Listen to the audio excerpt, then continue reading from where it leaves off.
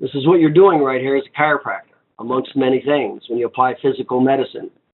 This is called the piezoelectric effect.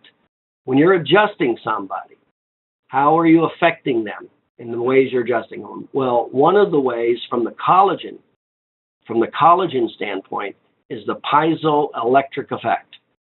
And this is what happens. It's the ability of certain materials to generate an electrical charge in response to applied mechanical stress. The word piezoelectric is derived from the Greek. Piezo means squeeze and/or press, and piezo, which means push. Now, this is exactly what's happening in the chiropractic adjustment. You are the piezoelectric effect. You're applying mechanical energy. It's kinetic mechanical energy. It's a high velocity, low amplitude. And it's in the paraphysiological joint space. It's not active range of motion. It's overpressure, and especially in the paraphysiological joint space. You are applying this mechanical energy, and that mechanical energy is transferred into electrical impulses, is what affects this tissue. These collagen fibers and these cells, just like Wolff's law on bone, is determined by stress. That stress is mechanical energy that stimulates an electrical response.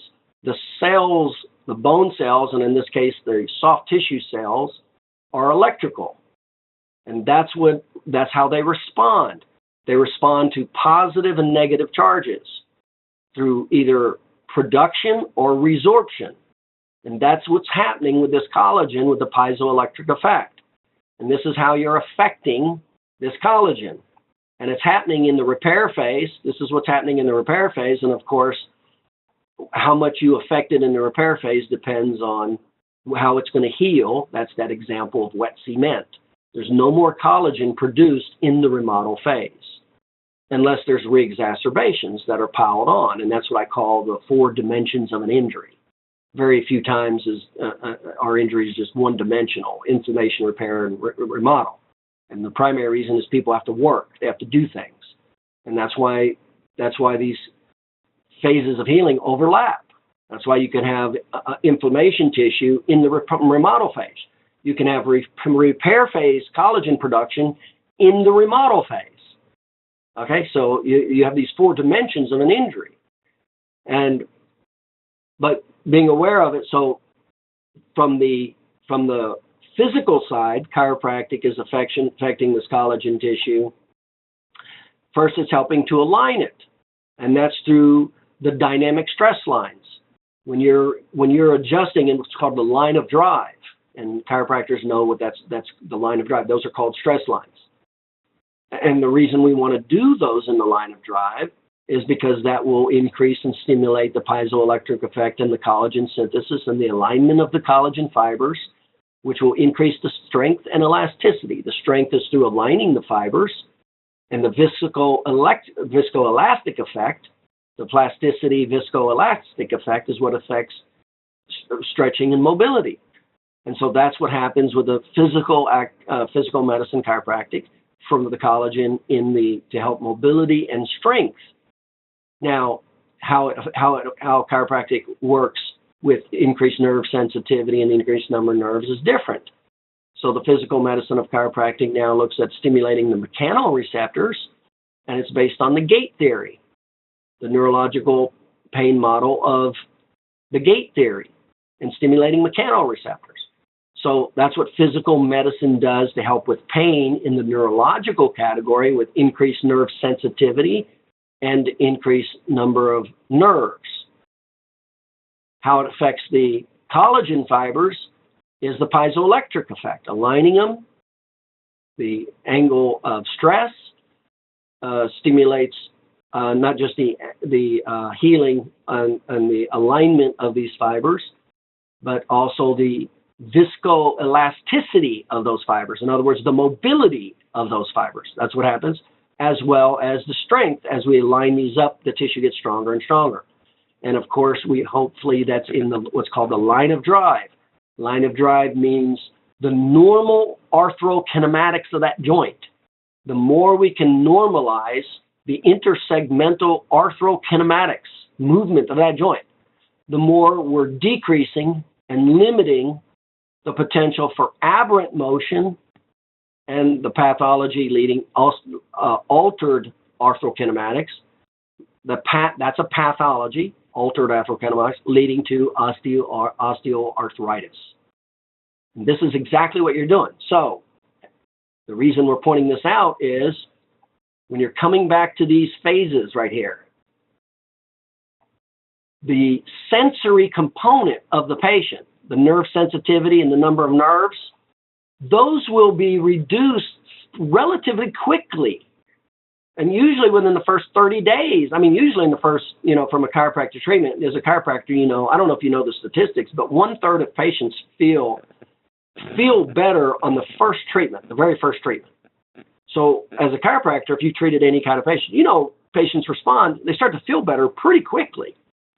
Well, that's the neurological component, the mechanical receptors and the gate theory that you're helping here, as well as helping reduce the inflammation. Because remember, there's 3 reasons for pain.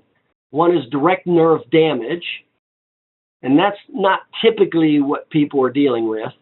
And then there's inflammation, and what causes the inflammation is the abnormal pH balance of the intracellular fluid. That's what causes pain, the differential in pH, acidity, alkalinity of the tissue. That's from inflammation and cell damage. And then the third one is psychogenic. Those are the 3 causes of pain. So almost overwhelmingly, it's cellular damage. And then secondarily, direct nerve trauma. So my point is these will respond quickly. These will respond quickly. And if that's what your care is based on, that's all you'll get. The collagen fibers, number 3 and number 4, does not respond quickly. That is not a first phase treatment protocol. That's a second phase and third phase treatment protocol. So we expect the patient within the first 30 days to feel significantly better. But we already know it takes anywhere from 6 to 8 weeks post-injury. We already know from biopsies that that's the time period of the repair phase and the collagen synthesis. So we know if nothing is happening, if there's no piezoelectric effect, we're not helping that patient with the collagen and the healing process. And then also, if we're not doing anything with resistive exercise, we're not doing anything with that collagen to help increase its strength or its viscoelasticity. And this is where most of the chiropractors are missing the ball. The whole focus is on the sensitivity, and those clear up relatively quickly. What does not clear up, in other words, the symptoms clear up quickly, the tenderness clears up relatively quickly. Typically, they don't have a reflex or a dermatome problem. Their joints don't clear up quickly, but they'll typically clear up. The range of motion, the active range of motion will clear up quickly.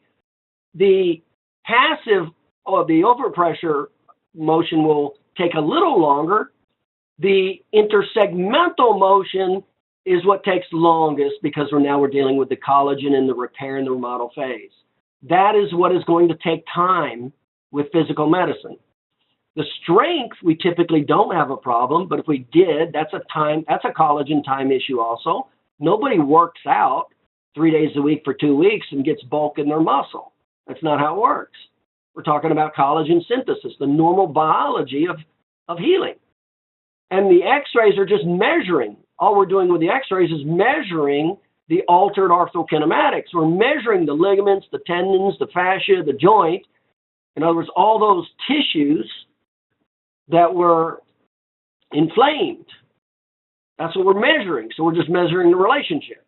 That's telling us how that's our guide.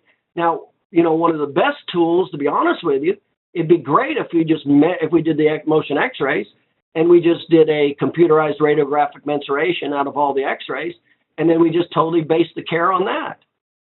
Or not the total care, but the physical medicine part of the care. Because now we know how we're affecting, which joints we're affecting, where to apply the piezoelectric effect, and how it's responding. We can measure that. And this is what should be measured. This is what should be high emphasis. This is what will take the repair phase. This will not happen in the first 30 days. This will take 30 days to 90 days to affect that collagen strength and elasticity. And the same thing with the disc space. We're talking about collagen. The disc is, after water, it's collagen. And so we're talking about the exact same thing. And so this is where in the lumbar spine, we're going to look at left and right lateral bending, and we're going to look at coupling. And this is why we're paying attention to these intersegmental motions with lateral flexion and rotation, the spinous process. And this is where there's high emphasis. And this is the collagen that we're affecting in the repair phase of healing and the remodel with active therapy. This one you can see the bones are locked up. There's not, each segment's not tilting. So the active range of motion, this person, this lady has, I'm sure, totally normal active range of motion and right lateral bending, full. But intersegmental motion is totally messed up. There's no tilting at all here. There's some here. It's locked up here, but there's not a lot of movement between L5 and S1 anyway, but between L4 and L5 there should be. So there's some movement here. There's very little. Most of the movement is between L3 and L4. And so where most of the movement should occur, there's no movement. It's very locked up, and we have no rotation. All these spinous processes are just kind of right in the middle. Remember, in the neck and the lower back, the spinous process in the neck will go to the opposite direction. In the lower back, they'll bend into the same direction. So you have abnormal coupling here with right lateral flexion and rotation. Well, that's a collagen issue. That's what that is. That's a fixation collagen issue. So from a chiropractic standpoint, I would feel that a lot of times you'd have tenderness here and all that, but this is what caused, when this continues on, this is the process of arthritis right here. This is altered arthrokinematics. And this is a major biomarker. You should be putting a lot of attention in. It's the collagen phase. You should be directing the patient into this, because this is what's going to determine the long-term care of that patient. The long-term care meaning how they feel. And then that's an example of the neck. That's more of a normal neck flexion, extension. And then you look at, that's another extension. So let's go to a flexion picture here. And here you can see abnormal coupling here. Remember, you're looking at translation and angulation. So here we have a break in George's line. So that just needs to be measured. So that's definitely an altered intersegmental motion, and it's all probability, LMSI. And then you don't, look at this. We don't have any flexion. This patient is bending their head forward, and none of these bones are tilting. That's about as stiff as it gets right there.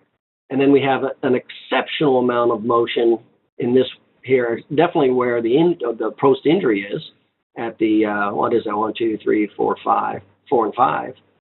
But between C2, 3, and 4, there's no intersegmental motion at all. That's aberrant motion. That's a problem. And then same thing there is you have significant moment L5, which there'll be more motion. Then you have a motion at L4, and then not much between L2 and L3. So, some of these you can eye, and also I'd recommend just drawing a line, taking a ruler and just drawing a line at the inferior plate of the vertebra. You'll help see convergence and divergence, and that will help visually show the patient where there's more motion or less motion. But optimally, what would be great is if these were measured, and then the patient not only saw it, but it was measured in degrees, and then they saw normal versus abnormal. And that's exactly what you're doing with physical medicine as a chiropractor. And remember, it is the chiropractic adjustment. Remember, it's the chiropractic adjustment that gives the greatest piezoelectric effect. That's because that's where there's the highest mechanical energy, not in active range of motion and not overpressure. It's the high velocity, low amplitude. That's what affects the collagen the greatest. It has the greatest impact. And so these are some of the major components of, these biomarkers and what their treatment schedule should be based on. So let me return to this and do a little math.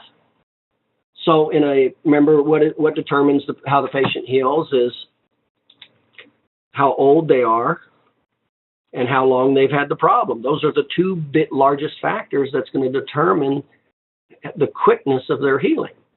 And so when we take these stages, let's go ahead and do a little numbers here. So we know in the inflammation phase, that's going to be 4 treatments, 72 hours inflammation. And we're being very generic here. Well, we know the repair phase is from 6 to 12 weeks. We know biologically that's when collagen is deposited. Even if it's an old injury, remember you still have the new injury cells going through this same process, even though there's possibly old permanent injury there. That's called the 4 degrees of an injury. It's not black or white. It's not linear. And so that's 6 to 12 visits. In the remodel phase, we know that's from 9 months to 12 months. So let's just do some real easy bulking here. So if we're doing a report of findings, they're already at the 4th day, so we don't even, those are the first 4 visits. Well, let's go to the very low end. If it's a young person with no permanent injuries, then they're at the very low end of the repair phase of healing, which would be 6. And then, of course, we would want to treat them 3 times for 6 weeks. Why? Because of the piezoelectric effect. It has to do with frequency. So if you're not applying the piezoelectric effect, there's no mechanical effect that's stimulating an electrical response to the collagen. You're seeing them twice a week in the repair phase. So it needs frequency. That's the physical laws. So that's 3 times a week for 6 weeks. So that would be 18 visits in the repair phase. And if we went to the low end on the remodel phase, because it's a young person with no injury, so let's just say once a month for 9 months. And all we're doing is bulking them. We're not going to say it's going to be 9 months of care. We're just bulking the treatments. So if that would be 9 treatments. So at the very low end, somebody who's normally healthy and young and no permanent injuries, the total visits would be 4 visits for the inflammatory phase, 18 for the repair phase, and 9 for some active therapy. Everybody should have some form of active therapy to affect the strength and viscoelasticity of that new inflammatory repair phase tissue. So you got 18, 4, and 9. So that's 31 visits. So the very low end, based on the physiology, is 31 visits. If we went to the high end, in other words, it was an older person and they had ongoing long-term injuries, then we'd go to the 12-week period. So if we said 3 times 12, that's 36 treatments. And if we said once a week for 9 weeks, 4 times 9 is 36. So if we added that up, for the total long end, that'd be 4 visits in the inflammatory phase, 3 times a week for 12 weeks in the repair phase. And then if it was at least once a week in the remodel phase, you're at 36 visits. So the high end, you're at 76 visits. So this is how, and this is, by the way, this is how I justified care. This is how I justified the need for care. This is how I documented care. This is how I never had to give money back to an insurance company. I don't remember ever having, especially a personal injury case, ever having them taken out from under my care. And this is why I never lost in court. This was the information, and this is why I did the therapeutic protocol I did. So if they were in the inflammation phase, my therapy, they were seen daily to reduce the pain and inflammation as fast as possible, and they were used pain-reducing and inflammation-reducing therapies, and I could explain what they were. And then in the repair phase, they were still some modification of pain or muscle, depending on the patient's exams and the SOAP notes. But that's when we would transition into more active therapies also, depending on how, their comfort level. As soon as they can move the full direction without pain, we start active therapy. And then, so I was able to explain what therapy I was using in the repair phase, and specifically chiropractic. And in other words, how it was affecting nerve sensitivity, increased number of nerves, the collagen mobility, or the collagen strength. And this is how I justified and explained the frequency of care, the therapeutic protocol, and the cost for treatment. And this is exactly what your care should be based on. And so it should not be based just on symptoms and inflammation. Those are going to be the first ones to leave early. And then you're going to leave this person with a permanent injury. So you're going to help their pain and inflammation. They're still going to be in the repair phase, but now you're not treating them because you don't have the belief system and you don't have the conviction and the confrontation to ask for time or money. And now next thing you know, this person's not getting the piezoelectric effect in the repair phase or the remodel phase. That collagen now is healing wrong. You have altered orthokinematics, and now you've just set them up for arthritis the rest of their life. That's what you have done. And so what I say is at least give all of the patients this information, whether you think they can afford it, not afford it, whatever. Give everybody the opportunity to make their own choice.